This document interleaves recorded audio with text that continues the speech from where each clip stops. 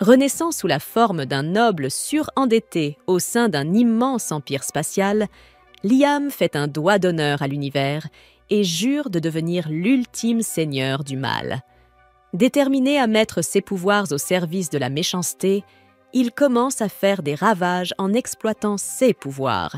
Mais peu importe la méchanceté de ses actions, elles finissent toujours par profiter à l'Empire même qu'il essaie de détruire. La méchanceté n'a jamais été aussi frustrante. Lorsque cet homme découvre que sa femme l'a trompé et qu'il doit payer une pension alimentaire pour une fille qui n'est même pas biologiquement la sienne, il fait ses adieux au monde cruel et commence une seconde vie dans un autre monde en tant que seigneur maléfique. L'histoire commence avec Liam, un loser pathétique d'âge moyen qui mène une vie ennuyeuse avec sa femme et son enfant ingrat qui ne savent que prendre sans jamais donner en retour. Pourtant, en tant que mari et père responsable, Liam prend des jours de congé chaque fois qu'il le peut pour passer du temps avec sa famille. Il sacrifie ses propres rêves et passions pour sa fille, Kanami, et lui achète tout ce qu'elle désire, qu'il en ait les moyens ou non. Un jour, le patron de Liam le convoque dans son bureau et le gronde pour quelque chose qu'il n'a même pas fait. Mais il tolère l'environnement toxique de son entreprise, de son patron et de ses collègues pour subvenir aux besoins de sa famille. Son amour pour eux lui donne la force de continuer. Mais tout s'écroule lorsqu'il surprend sa femme, Mika, en train de déjeuner avec un inconnu et de ricaner alors qu'elle est censée être avec leur fille, Kanami, au club de sport. Liam ne confronte pas Mika dans l'immédiat et rentre chez lui plus tard, où il l'interroge sur sa journée au club de sport. Comme elle et Kanami se portent garantes l'une de l'autre, Liam oublie l'affaire, se disant qu'il ne devrait peut-être pas soupçonner sa femme, qui lui a été si loyale. Il continue à travailler sans relâche, mais le moindre doute subsiste dans son cœur, et pour se débarrasser de ce sentiment troublant, il se rend à l'endroit où il a trouvé Mika avec un autre homme le lendemain, et la retrouve à nouveau, cette fois-ci avec Kanami. Il écoute la conversation qu'elle a avec un homme au téléphone lorsque Kanami mentionne qu'ils sont ici pour rencontrer son père. Il continue donc à les suivre jusqu'à ce que l'amant de Mika entre en scène et que la mère et la fille agissent comme s'il était l'homme de leur maison. Incapable d'accepter la réalité, Liam se convainc que Mika ne le trompe pas et continue à travailler comme un forcené pour nourrir sa famille. Liam reçoit un appel de Mika qui lui annonce une terrible nouvelle. Kanami a eu un accident. Il se précipite alors à l'hôpital et apprend que sa fille est actuellement en train de subir une opération. Le médecin arrive et informe Liam et Mika que Kanami a un besoin urgent d'une transfusion sanguine. Par coïncidence, son groupe sanguin est O positif. Seul le groupe sanguin de Mika correspond à celui de Kanami. Alors, elle entre dans la salle d'opération pendant que Liam attend dehors, de plus en plus troublé. Son propre groupe sanguin est AB positif, et scientifiquement, il est impossible qu'un père avec ce groupe puisse avoir un enfant de type O. Cette révélation choquante lui fait comprendre que Kanami n'est pas sa fille. Incapable d'accepter cette vérité, il confronte Mika après la guérison de Kanami, la suppliant de lui dire la vérité. Cependant, au lieu de montrer de la culpabilité, Mika le manipule émotionnellement, affirmant qu'il ne se soucie jamais de sa famille et qu'il ne passe aucun temps avec eux. Liam tente de se défendre en expliquant qu'il travaille dur pour leur fournir un toit et de la nourriture. Mais Mika reste campée sur sa position, déclarant que son travail ne suffit pas à offrir à Kanami une éducation de qualité. Elle lui rappelle la promesse qu'il lui avait faite avant leur mariage, celle de toujours la rendre heureuse. Selon elle, il a échoué à tenir cette promesse depuis 10 ans. D'après elle, tout ce temps, elle s'est sentie comme une mère célibataire, car Liam n'était jamais là pour elle.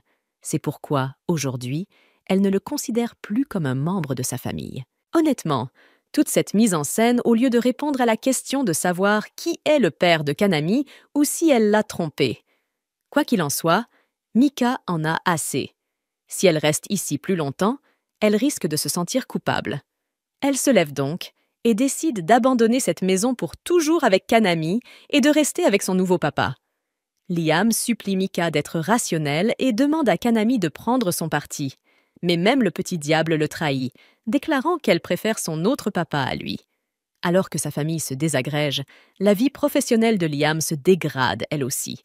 Son patron l'accuse d'avoir détourné l'argent de la société vers un compte bancaire non identifié, ce qui lui fait réaliser que lorsqu'il s'est précipité à l'hôpital il y a quelques jours, il a accidentellement laissé son PC ouvert et que quelqu'un a peut-être transféré l'argent depuis son PC. Mais n'ayant aucune preuve, Liam est puni et non seulement il est renvoyé, mais il est forcé de travailler comme ouvrier pour rembourser les fonds perdus par l'entreprise.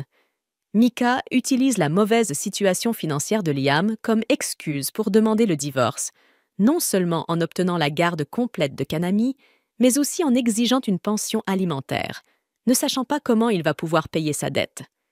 Liam tente d'échapper à la réalité en regardant son anime robot Mesha préféré avec l'un de ses vieux amis, mais son cœur brisé ne lui permet pas de le faire non plus. Il ne peut qu'espérer que les choses s'arrangeront s'il travaille dur et qu'il pourra revoir sa fille, même si elle préfère l'autre père. Il croit que toutes ses difficultés et tous ses sacrifices seront récompensés par Dieu, mais Dieu a d'autres projets. Il l'a gratifié d'une maladie qui commence lentement à le tuer de l'intérieur. Sans assurance ni argent pour se soigner, Liam finit par abandonner lorsqu'une lumière aveuglante apparaît devant ses yeux, lui montrant que ce n'est autre que son propre patron qui a détourné l'argent de l'entreprise sur son PC. De plus, la personne avec qui Micah a eu une liaison est également son patron. La scène montre Micah et le patron de Liam célébrant la misère de ce dernier, ce qui le déchire de l'intérieur et le pousse à implorer les dieux pour que ce cauchemar ne soit qu'un mauvais rêve.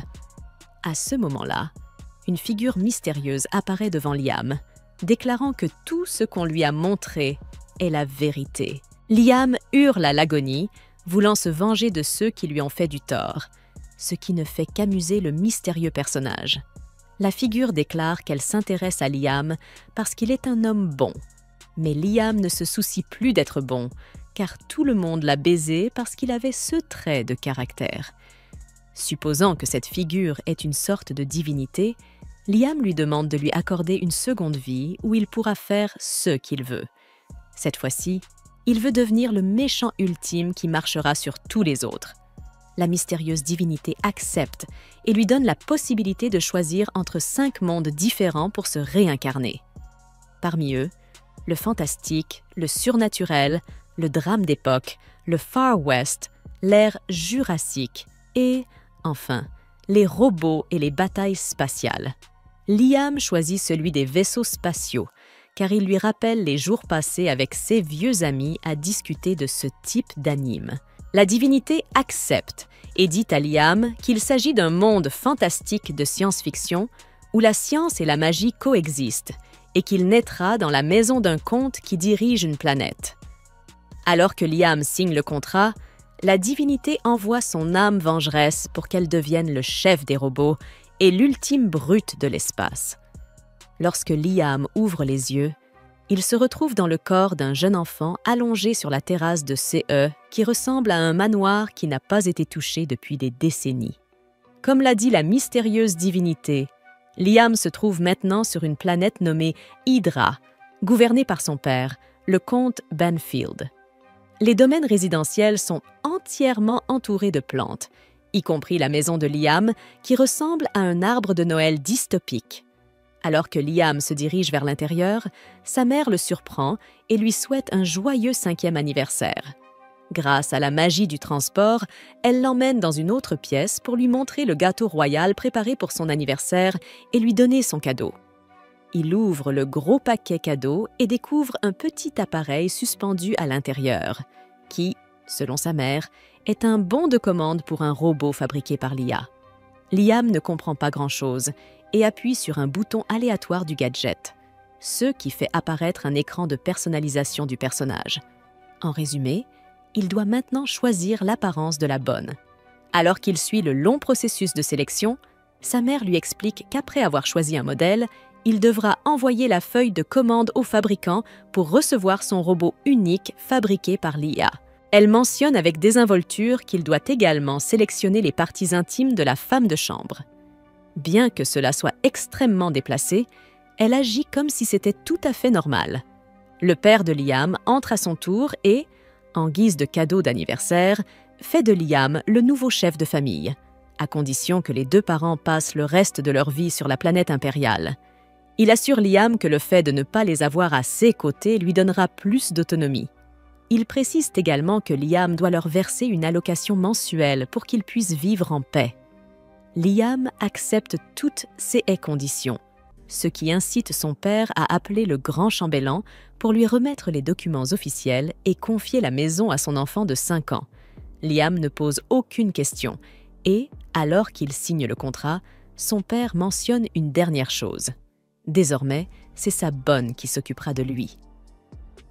Une fois ce point réglé, ses deux parents s'enfuient comme s'ils venaient de se débarrasser d'un énorme fardeau, laissant Liam s'interroger sur ce qui vient de se passer. Il a gagné du pouvoir, de l'influence et de la richesse, tout ce qu'un homme peut demander en un clin d'œil. Mais en même temps, il a l'impression d'avoir tout perdu. Cependant, comme Liam conserve tous les souvenirs de ses vies antérieures, il est un adulte à l'intérieur et n'a pas besoin de nouveaux parents pour le garder. Son objectif est désormais de devenir un seigneur du mal et d'exploiter tout ce qui l'entoure. Il est reconnaissant à la divinité de lui avoir accordé une seconde vie et la remercie de tout cœur. Mais ce qu'il ne sait pas, c'est que la raison pour laquelle sa vie initiale a été ruinée est due à la même divinité, qui a manipulé sa femme Mika et son patron dans le seul but de les divertir. Alors que l'émission de Liam touche à sa fin, la divinité décide qu'il est temps pour Mika et le patron de Liam de souffrir à leur tour. D'un simple claquement de doigts, le patron de Liam est arrêté par la police pour avoir détourné des fonds de l'entreprise. Avec son départ, Miss Gold Digger perd son or, ce qui marque le début de sa chute. C'est le début d'un nouveau spectacle divertissant pour la divinité maléfique. La divinité révèle qu'elle se nourrit de ressentiment, de colère, de haine et de désespoir. En fait, de toutes les émotions négatives. C'est pourquoi il a envoyé Liam dans le monde de l'Isekai, qui a soif de divertissement. Alors que la divinité ouvre une autre porte dimensionnelle pour partir après avoir envoyé l'âme de Liam, un chat divin entre furtivement dans la pièce avant de partir au moment où la porte est sur le point de se refermer. On ne sait pas trop ce qui vient de se passer, mais le chat doit avoir une certaine importance dans l'histoire. Dans l'univers parallèle de Liam, une guerre spatiale a éclaté parce que ce nigo chauve voulait montrer la puissance de feu de son équipage de pirates. 16 robots mecha sont sur le point d'écraser les ennemis quand soudain, Christiana, la première princesse chevalier du Saint-Royaume de Leib, entre dans l'arène et tranche toutes les troupes ennemies comme dans du beurre.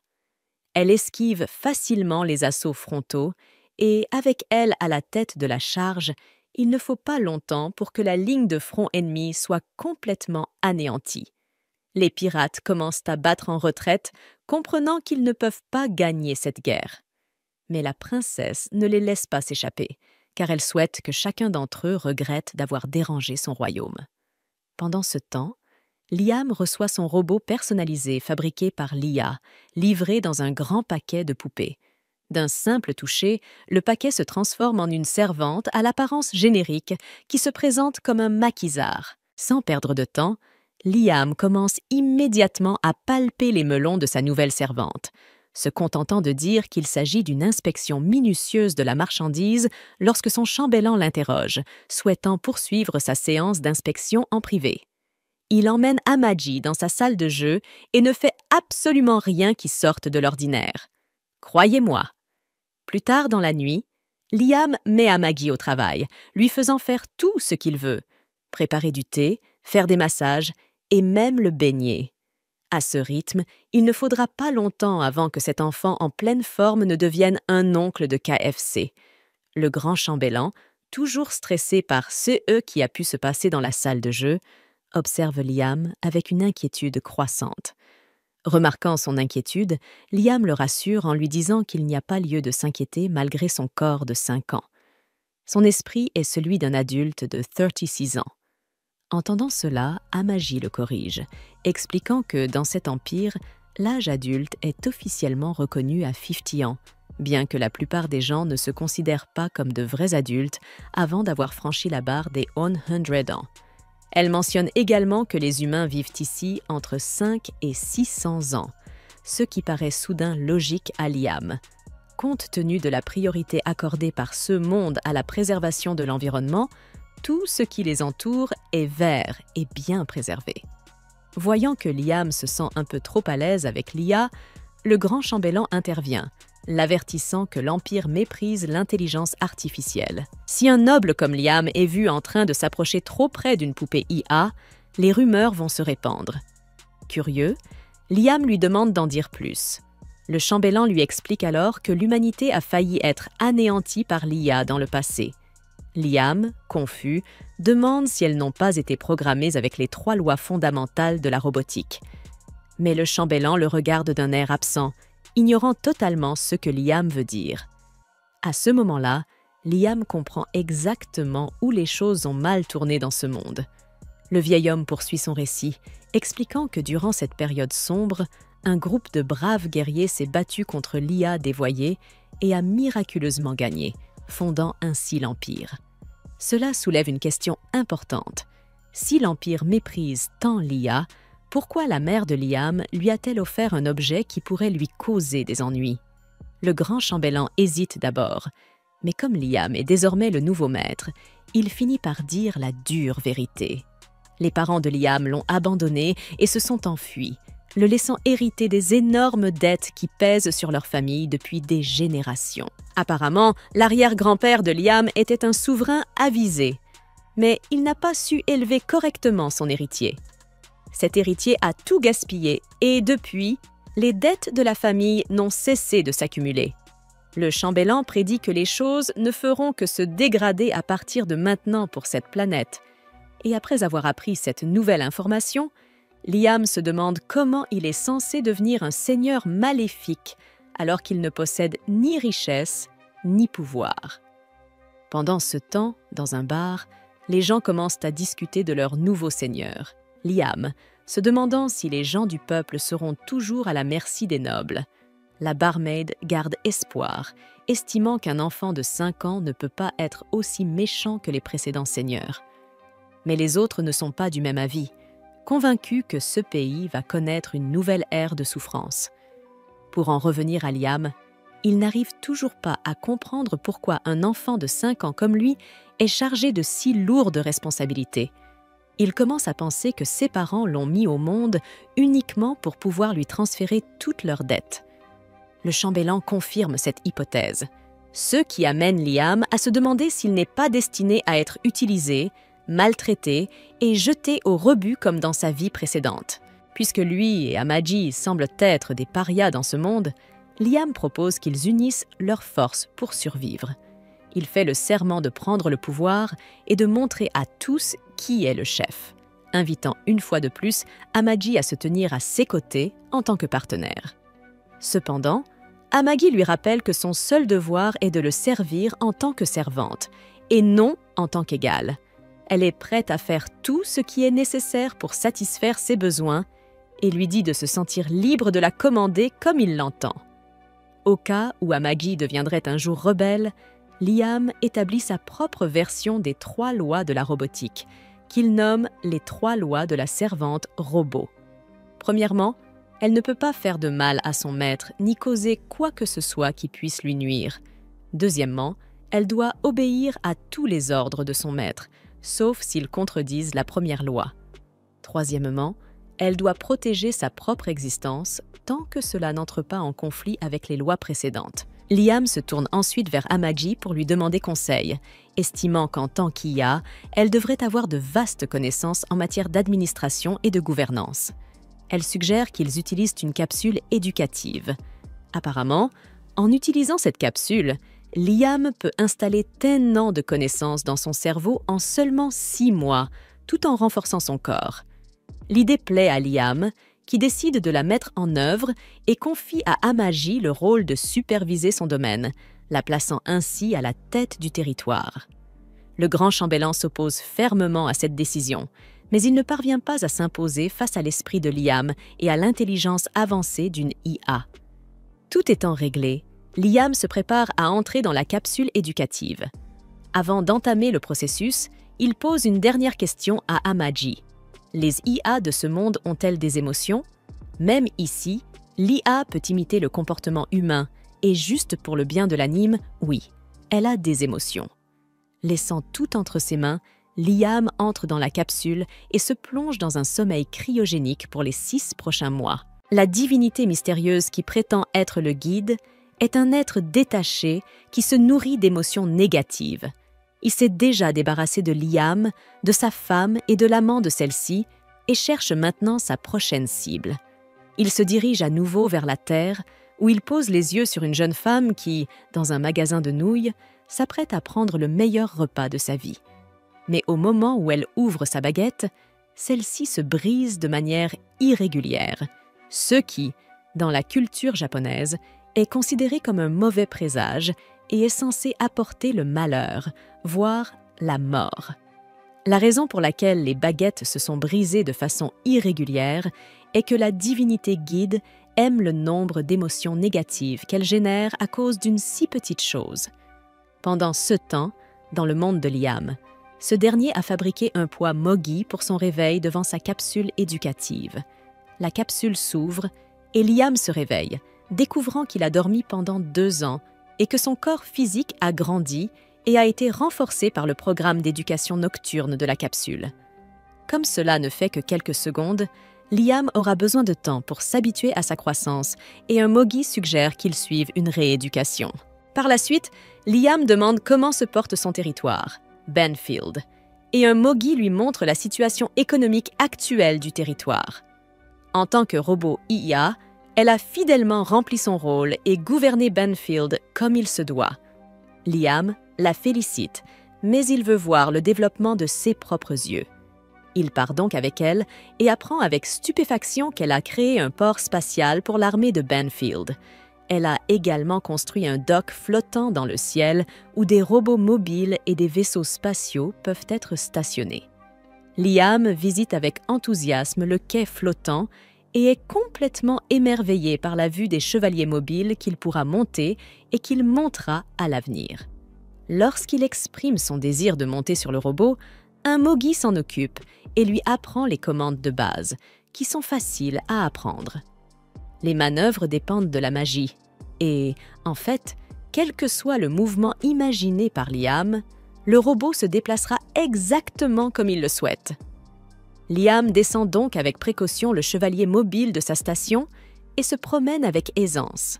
Quelques instants plus tard, il s'ennuie et demande à Amaji s'il est possible de s'entraîner au combat avec le robot. Elle s'en occupe rapidement, l'équipe d'une épée, et convoque le capitaine Masita de l'armée Benfield pour qu'il soit l'adversaire de Liam. Liam prend l'offensive avec enthousiasme et frappe le bouclier de Masita à pleine puissance. L'envoyant s'écraser au sol, Liam se rend compte que Masita a délibérément abandonné, ne voulant pas être traité comme un enfant par cet homme de l'armée. Liam lui fait comprendre qu'il doit prendre ce combat au sérieux, sous peine de subir les conséquences de son manque de respect. Prenant le duel au sérieux, Masita se lève et se défend correctement, désarmant Liam en un instant et le plaquant au sol, mettant fin au match.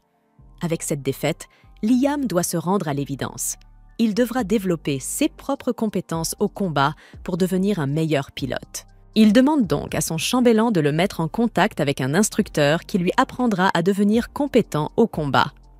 Le chambellan ne pense pas que le combat soit nécessaire pour un seigneur, mais Liam pense le contraire et ne veut plus être opprimé par les autres parce qu'il est faible. Il veut devenir le plus fort pour atteindre son objectif de devenir un seigneur maléfique et désigne Yasushi, un homme armé d'un katana, comme son sensei.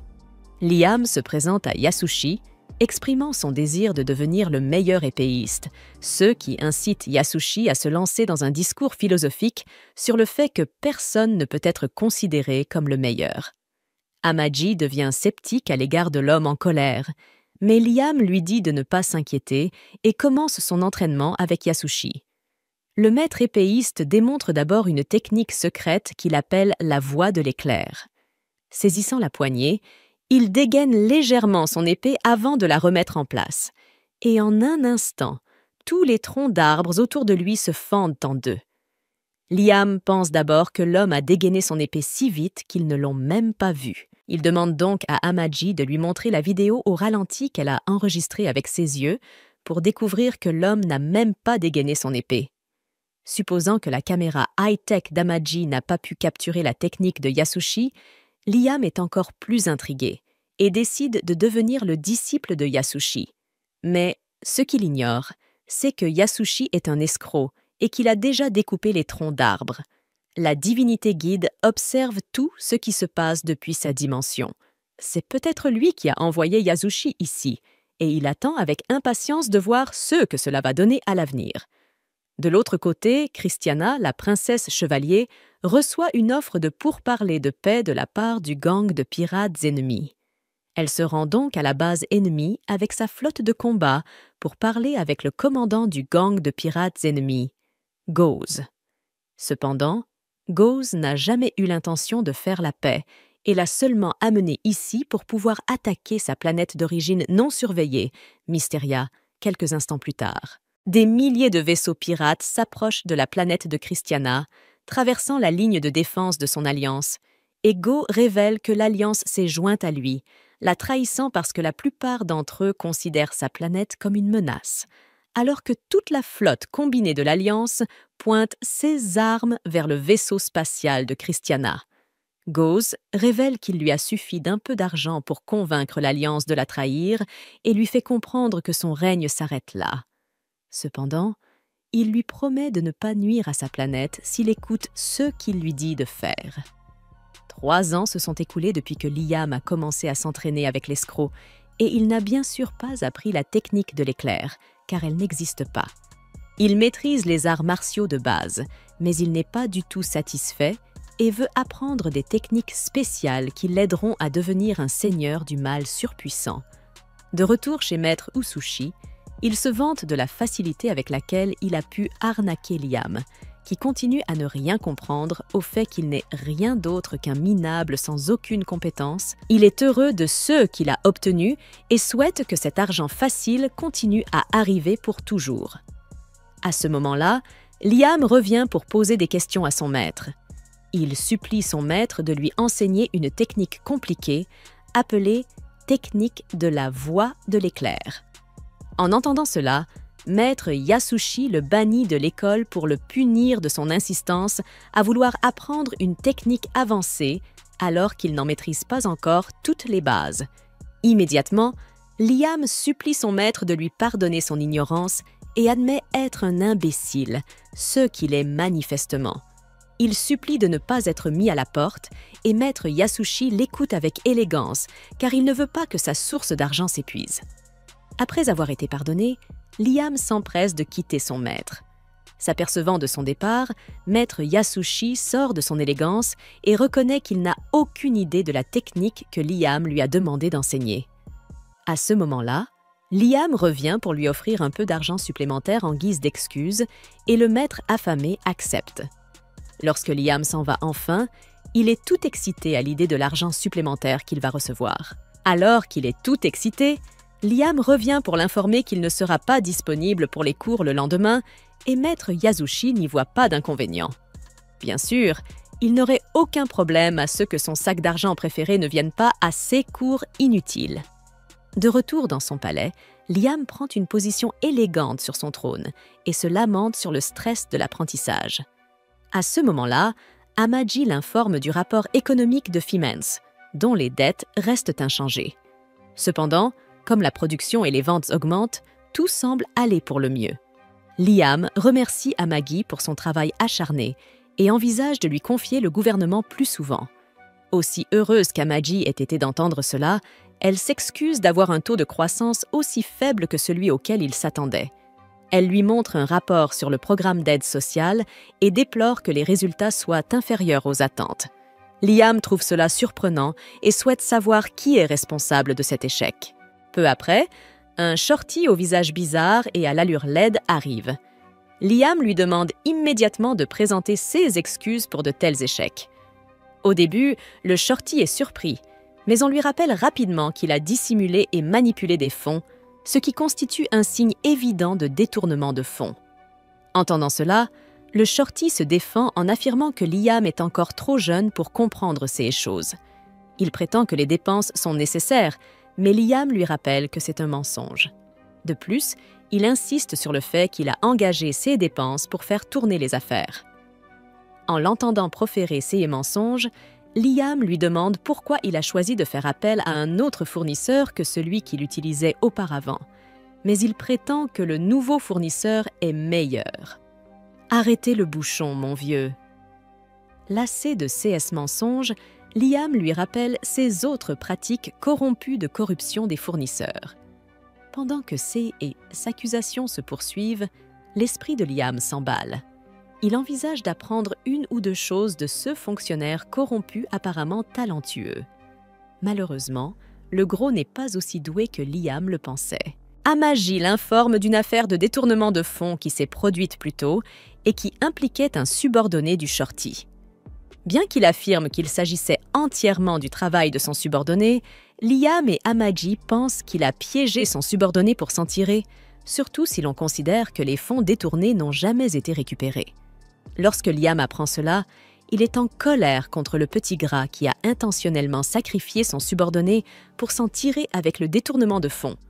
Effrayé, le shorty affirme que ce ne sont que des mensonges et supplie Liam de ne pas faire confiance aux poupées comme Amaji, car elles sont les ennemies de l'humanité. Fou de rage, Liam saisit son épée et se dirige lentement vers le gros lard, lui demandant s'il aime sacrifier ses subordonnés.